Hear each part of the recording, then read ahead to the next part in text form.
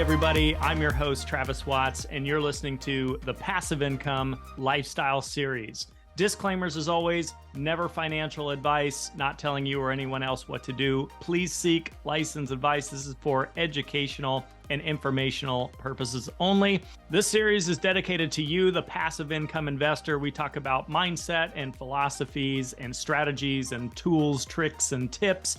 And today's episode, what we're talking about is the game of Monopoly. This is the game that the wealthy play. And I came across a post the other day which prompted me to make this episode. And I'm going to put that up on the screen for you really quick. And this post is essentially the picture of the Monopoly game board. And what it says is, imagine playing Monopoly and never buying any assets or investments that generate income. Imagine you just went around the board collecting $200, giving your money to the rich and trying to stay out of jail. That's how most people live their life. What's interesting about the game of Monopoly is it starts in the same way that a lot of people get started in real estate in general, myself included. It starts by having an active income, saving up a little bit of money from that, and then buying a single family home.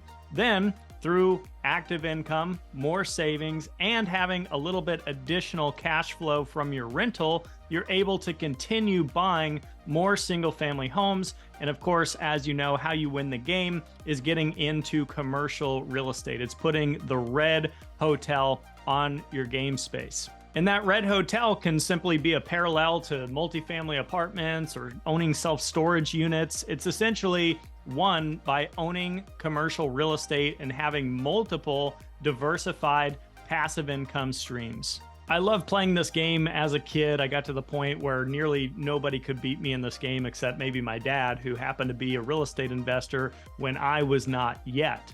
Years later, I started playing the game of Monopoly in real life, and in many ways, that simple game as a kid helped pave and build the foundation for what would later become a full-time real estate investing journey. In the game, you learn how to negotiate and barter, and you might even get lucky from time to time and find a nice distressed asset or maybe a foreclosure. So there's a lot of parallels to real life. And on a side note, some of you listening may be familiar with the game Cash Flow 101 and Cash Flow 202, which was a board game much like Monopoly created by Robert and Kim Kiyosaki after the release of the award-winning book Rich Dad, Poor Dad. That has even more realistic parallels to real life. You start in that game with what they refer to as the rat race, which is having a profession, having only an active income, living paycheck to paycheck, and then you get the choice to either save money as you collect your paycheck, pay off debt, invest in real estate or other cash flow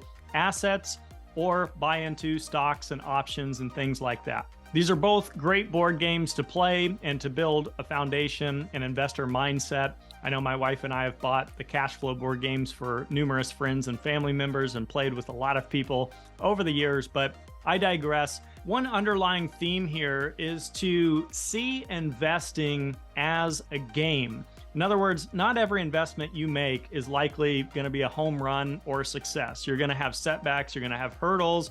It's going to take time. It's going to take dedication. It's going to take perseverance. But if you stick it out for long enough, you can eventually win the game, so to speak.